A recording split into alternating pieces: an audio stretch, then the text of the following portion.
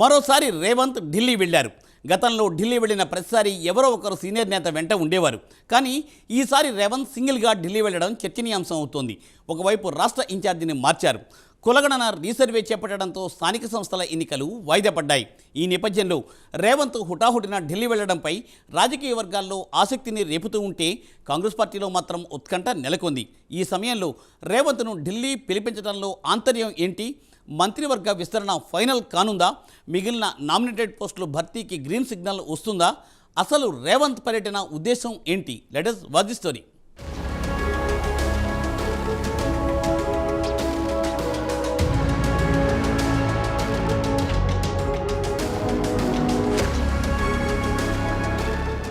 Telangana CM Revanth Reddy శుక్రవారం హుటాహుటిన హస్తిన బాట పట్టారు. పార్టీ అధిష్టానం పిలుపు మేరకి ఆయన ఢిల్లీ వెళ్లినట్టుగా సమాచారం అందుతోంది. శుక్రవారం మధ్యాహ్నం వరకు ఆయన యువజన కార్యవర్గం ప్రమాణ స్వీకార ఉత్సవంలో పాల్గొన్నారు. అప్పటి ఆయన స్కెడ్యూల్లో ఢిల్లీ పర్యటన లేదని తెలుస్తోంది. ఆయన పర్యటన మధ్యాహ్నం తర్వాత ఖరారైందని పార్టీ వర్గాలు చెబుతున్నాయి. కులగణనపై రీసర్వే జరుగుతున్న నేపథ్యంలో స్థానిక సంస్థల ఎన్నికలు కూడా వాయిదా పడ్డాయి. ఎమ్మెల్సీ ఎన్నికలు కూడా జరగనున్నాయి. త్వరలో రాహుల్ గాంధీని రాష్ట్రానికి తీసుకురావాలని నిర్ణయం కూడా తీసుకున్నారు. ఈ తరుణంలో ఉన్నట్లుండి అధిష్టానం ఢిల్లీకి పిలవడంపై రాజకీయ వర్గాల్లో ఆసక్తి నెలకొంది. మరోవైపు కాంగ్రెస్ పార్టీలో సైతం ఉత్కంఠ నెలకొంది. దీంతో ఎవరికి తోచిన విశ్లేషణలు వారు చేస్తున్నారు. మంత్రివర్గ విస్తరణకు గతంలోనే గ్రీన్ సిగ్నల్ వచ్చినట్లు తెలుస్తోంది. మిగిలిన నామినేటెడ్ పోస్టుల భర్తీకి కూడా అధిష్టానం ఓకే చెప్పినట్లు గతంలోనే వార్తలొచ్చాయి. ఈ క్రమంలో రేవంత్ ఢిల్లీ పర్యటనపై సర్వత్రా చర్చనీయాంశమవుతోంది.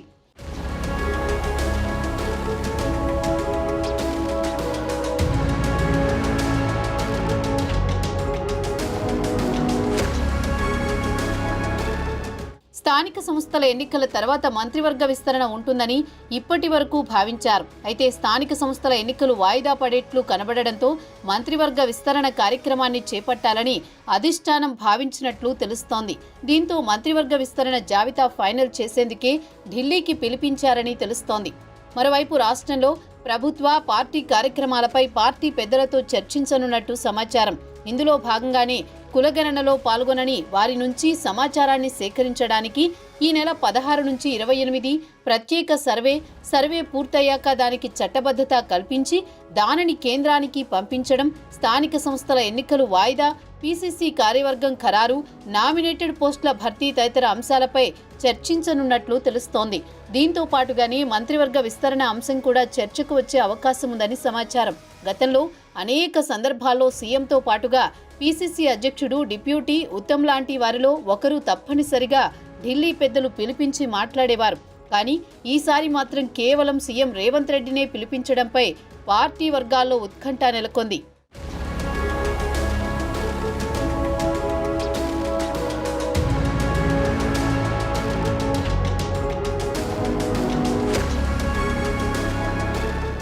మరోవైపు రాష్ట్ర ఇన్ఛార్జిగా దీపాదాస్ మున్షిని తప్పించి మీనాక్షి నటరాజన్ను నియమించారు. దీనిపై కూడా చర్చ జరగనున్నట్లు తెలుస్తోంది. గత నెల జనవరిలో 14వ తేదీన ఢిల్లీ వెళ్లారు. ఇప్పుడు కూడా 14వ తేదీనే ఢిల్లీ వెళ్లడంపై ఆసక్తికరమైన చర్చ జరుగుతోంది. ఢిల్లీలో ఏఐసీసీ కార్యాలయం ప్రారంభోత్సవానికి సీఎం రేవంత్ రెడ్డి జనవరిలో ఢిల్లీకి వెళ్లిన సంగతి తెలిసిందే. అప్పుడు రేవంత్తో పాటుగా డిప్యూటీ సీఎం భట్టి విక్రమార్క, మంత్రులు, టీపీసీసీ చీఫ్ మహేష్ కుమార్ గౌడ్, ఇతర ముఖ్య నాయకులు ఉన్నారు. ఆ సమయంలో అధిష్టానం పెద్దలను కలిసి మంత్రివర్గ విస్తరణ, టీపీసీసీ కార్యవర్గం కూర్పు, నామినేటెడ్ పదవుల భర్తీ వంటి అంశాలపైన చర్చించినట్లు తెలుస్తోంది. అనంతరం కుటుంబ సమేతంగా సింగపూర్కు బయలుదేరి వెళ్లారు సీఎం రేవంత్ రెడ్డి. ఇప్పుడు మాత్రం రేవంత్ రెడ్డి సింగిల్గానే ఢిల్లీ వెళ్లినట్టు తెలుస్తోంది. ముఖ్యమంత్రి రేవంత్ రెడ్డికి ఇది 32వ ఢిల్లీ పర్యటన కాబోతోందని ఆ పార్టీ వర్గాలు చెబుతున్నాయి. ఈ పర్యటనలో పీసీసీ కార్యవర్గాన్ని ఖరారు చేయడం, మొత్తం 4 మంత్రివర్గ స్థానాలు భర్తీ చేయడం జరుగుతుందని తెలుస్తోంది. ఇప్పటికే ఒక్కో పోస్టుకు 3 పేర్ల చొప్పున జాబితా సిద్ధమైందని కాంగ్రెస్ వర్గాలు చెబుతున్నాయి. ఇందులో నుంచి ఒక్కొక్కరిని ఎంపిక చేసి శనివారం జాబితా విడుదల చేస్తారని సమాచారం. మరో 3 డిప్యూటీ సీఎంలను కూడా నియమించాలని అధిష్టానం భావిస్తున్నట్లు తెలుస్తోంది.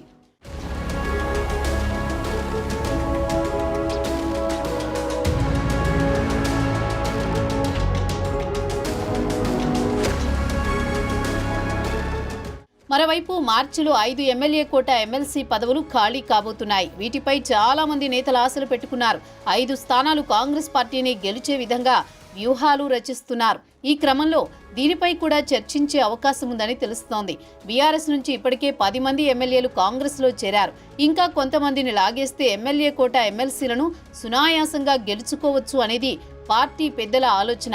ఈ దిశగా కూడా కసరత్తు జరుగుతున్నట్టు తెలుస్తోంది. మరోవైపు బీసీ రిజర్వేషన్ బిల్లు ఆమోదించి దానిని కేంద్రానికి పంపాలని నిర్ణయించారు. దీంతో బీజేపీని ఇరకాటంలో పెట్టనున్నారు. ఇప్పటికే ఎస్సీ వర్గీకరణ అంశం పూర్తయింది. మొట్టమొదటిసారిగా దేశంలో కులగణన చేపట్టి రికార్డు సృష్టించింది తెలంగాణ ప్రభుత్వం. పార్టీ అగ్రనేత రాహుల్ గాంధీ ఇచ్చిన మాట ప్రకారం కులగణన చేపట్టామని కాంగ్రెస్ శ్రేణులు చెబుతున్నాయి. ఈ పరిణామాల మధ్య సీఎం ఢిల్లీ పర్యటన సర్వత్రా ఆసక్తి రేపుతోంది. చూడాలి మరి ఏం జరుగుతుందో.